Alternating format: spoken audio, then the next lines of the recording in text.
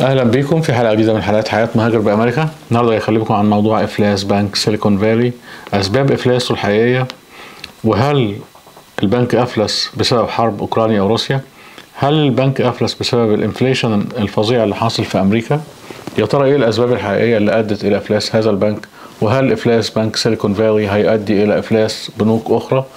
بمعنى انها هيبقى زي السنوبول، والسنوبول دي هتفضل طول ما هي بتتدحرج من فوق الجبل تكبر وتكبر وتكبر إلى أن تؤدي إلى إفلاس جميع بنوك أمريكا وفساد أو انتهاء النظام المصرفي في أمريكا.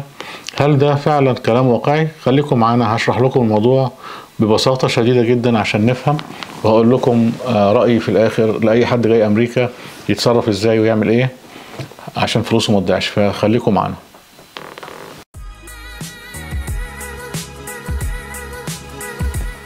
اهلا بكم مره تانية. الحقيقه بنك سيليكون فالي ده انشئ سنه 1983. يعني كان الغرض من انشاء هذا البنك هو مساعده الشركات التكنولوجيه الناشئه الصغيره بيمولها. والحقيقه البنك توسع وكبر جدا جدا جدا لدرجه انهم بيقولوا ان هو في نهايه سنه 2022 وصلت قيمه الودائع في هذا البنك الى 209 بليون دولار. والحقيقه اللي ادى الى هذا الموضوع هو عارفين اثناء البانديميك، اثناء الوباء، كان كل الاتجاه هنا في الدول المتقدمه وفي امريكا بالذات كدوله يعني رائده في كل الاختراعات وكل الابتكارات اللي بتحصل، او حتى الاتجاهات في الاعمال، ان كل امريكا اتجهت ناحيه التكنولوجي، ناحيه الاونلاين everything، يعني كل حاجه بقت اونلاين، كل حاجه. فبدات الشركات التكنولوجيه الصغيره اللي بيمولها هذا البنك تكبر جدا وفلوسها تكتر جدا، لدرجه ان هم سموها يعني الهوت ماركت، يعني التكنولوجي كومبانيز دي سموها هوت ماركت. بقى هوت ماركت بالنسبه لهم، عمالين يكسبوا فلوس كتير ومش عارفين يودوا الكاش فين، فبدأوا يحطوا الكاش في بنك سيليكون فالي، لان عندهم مرتبات موظفين، عندهم يعني الدخل بتاعهم لازم يحطوه في بنك، وهكذا. عندهم يعني سير اعمال كده بطريقه معينه. شركات التكنولوجي بقى في كل حاجه، سواء يعني الساوند سوليوشن ولا الاوديو سوليوشن ولا الفيديو سوليوشنز ولا الاونلاين، كل حاجه اونلاين، حتى يعني صناعات الكمبيوتر او الاقبال على يعني شراء الكمبيوترز وكل الاكسسوارز بتاعته، لدرجه ان هم في الفتره دي ما بقوش قادرين يلاحقوا، لان كل الناس بتصرف فلوسها اونلاين. مش كلهم 100%، لكن نقول يعني معظم الشعب الامريكي بيصرف فلوسه اونلاين. زي ما بقول لكم كده 209 بليون دولار ده مبلغ ضخم يعني. قام البنك يعمل ايه؟ فكر الحقيقه طمع في حاجه بيقولوا عليها هنا الاداره الكلاسيكيه للبنوك، والبنك ده ما اتبعهاش. يعني حب يحط الفلوس ويستثمرها، ففكر ان يحطها في السندات الحكوميه. السندات اللي حط فيها فلوسه دي كانت سندات طويله الاجل. هو ساعتها افتكر ان الكلام ده هيجيب له فلوس وهيكسب، طبعا حق البنك ان هو هيكسب، لكن ما كانش عامل حسابه في الانفليشن، ما كانش عامل حسابه ان الحكومه الامريكيه هتزود سعر فايده البنك، وبما ان سعر فايده البنك زاد سعر السندات قل، فاضطر ان هو يعمل زياده لراس مال البنك. وانس ان الناس عرفت ان البنك بيعمل زياده في راس المال، جريوا على فلوسهم، جريوا يسحبوا فلوسهم. هو المفروض ان البنوك من اول 11 بليون الى 109 بليون تحط 3%، تسيب 3% عشان تلبي احتياجات المودعين. فوق 110 مليون تبقى النسبة 10% لازم تسيبهم بدون استثمار عشان تلبي احتياجات المودعين. البنك ده طبعا ما عملش كده، هو خد الفلوس او اغلب الفلوس حطها في سندات حكومية طويلة الاجل. الحاجة التانية، لما يجي بنك يعني يحب يستثمر، دايما البنوك تحب تستثمر في مشروعات تكون قصيرة الاجل، لان هو او اي حاجة ممكن تحول الى سيولة بسرعة شديدة. يعني لازم يفكر ان هو لو اتحط في موقف زي دوت يقدر يسيل الاستثمارات بتاعته بسهولة شديدة، مش يحطها في سندات طويلة الأجل.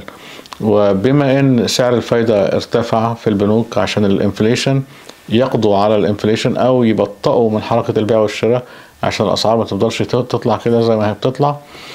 فطبعا سعر السندات ديت قل، وبما انها طويلة الاجل حس البنك ان هو مش هيقدر يلبي احتياجات المودعين، فاضطر يعمل زيادة لرأس المال. اول ما المودعين عرفوا ان في زيادة لرأس المال، حسوا بالخطر، جريوا يسحبوا فلوسهم في نفس الوقت. البنك تعثر عن السداد، دخلت الاف دي اي سي، حطت ايديها على البنك، وانتهت القصة، البنك فلس. الحقيقة يعني دي كانت اخطاء ناتجة عن سياسات بنكية. يعني الناس القائمين على او المسؤولين القائمين على سياسة البنك ده اخطأوا وما اتبعوش زي ما قلت لكم الاسلوب الكلاسيكي في ادارة البنوك، وده اللي ادى للكارثة ديت. هل الحرب الاوكرانية والروسية كان لها دخل؟ ما اعتقدش دي لها اي علاقة بالموضوع. هو بس يمكن العلاقة الغير مباشرة ان هي ادت الى او زودت شوية حدة الانفليشن، فاضطرت الحكومة الامريكية ترفع سعر الفايدة.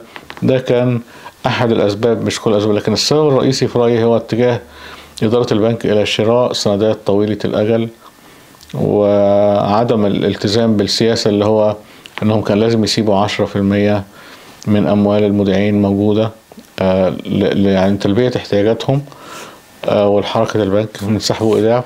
ده ما حصلش. يعني ده ببساطة شديدة كده اللي حصل. يعني ده اللي حصل في الموضوع دوت، ان في خلال يومين كل حاجة كانت انتهت.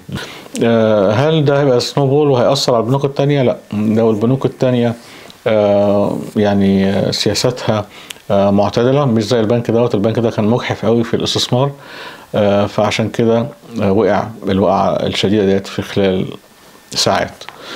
طيب ليه الكلام ده ما بيحصلش في روسيا مثلا؟ وليه يعني الروبل ارتفع سعره في روسيا في حين ان حاجة صغيرة زي كده في امريكا، بنك واحد ادى الى انخفاض سعر الدولار، ادى الى ان البورصة انخفضت جدا جدا. يعني لان طبيعة الاقتصادين مختلفين. الاقتصاد الروسي موجه زي ما انتم شايفين كده، ان كل شويه بوتين بيقول لهم زودوا الانتاج، اعملوا كذا، انتاج، زودوا انتاج الصواريخ عاليه الدقه وهكذا. فهم عندهم، هم مصممين المصانع بتاعتهم من زمان، من ايام الاتحاد السوفيتي، على مرونه التحول من زمن الحرب الى زمن السلم، او من زمن السلم الى زمن الحرب. يقدروا يعملوا التغير ده بسرعه شديده جدا ولا يؤثر ذلك على الاقتصاد بتاعهم. هم مؤهلين لكده، وهم بيعملوا كده من زمان قوي. كمان ان هو خلى الاقتصاد بتاعه او التجارة بتاعته تعتمد على الروبل اكتر من اعتمادها على الدولار اللي هو كرهه، لان هو بيحس انهم بيذلوه بالدولار. فاخترع موضوع ان هو يبقى التبادل بالعملة بتاعته، عايز بترول مني اشتري بالروبل، عايز غاز مني اشتري بالروبل، وهكذا. وده خلى في طلب على الروبل، فالروبل سعره زاد الحقيقة في السوق العالمي. في حين ان امريكا العكس تماما. في امريكا سوق حر ما فيهوش سياسات يعني دقيقة ومحددة كده زي الاقتصاد الروسي. فحاجة بسيطة زي كده عشان السوق حساس قوي، البورصة تنزل، سعر الدولار ينزل.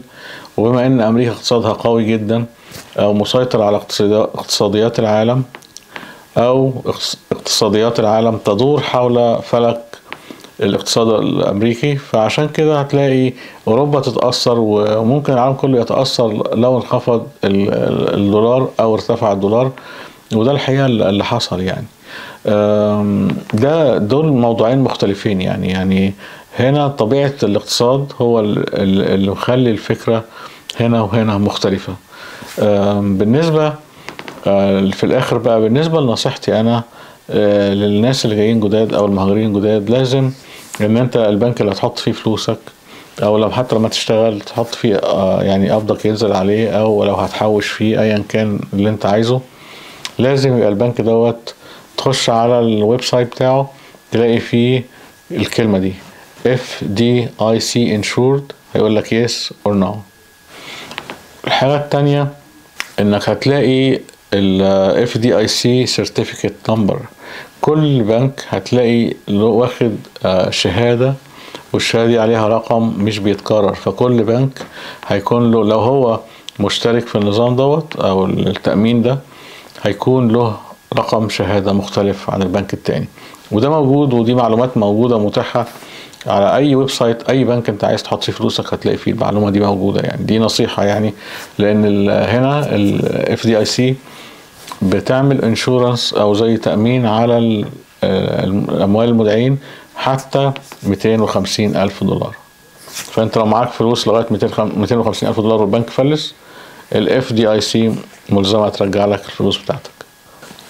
كنت حابب اطمنكم ان السوق منتظم، مفيش مشاكل، لان فعلا كان يوم 8 و9 صعبين. الناس كانت في حالة بلبلة ومش عارفين يعملوا ايه. ولو كانت الحكومة استنت شوية والاف دي اي سي ما تدخلش، كان هيبقى فيه برضه فزع من بقية المودعين في بقية البنوك، ويحصل فيه سحب مرة واحدة، وكانت الكارثة هتبقى كبيرة جدا، ما كانوش هيقدروا يسيطروا عليها. فهو خطوة ممتازة ان هم تدخلوا بسرعة وانقذوا الموقف. بس ده كان موضوعنا النهاردة. أشكركم وألقاكم الحلقة القادمة إن شاء الله.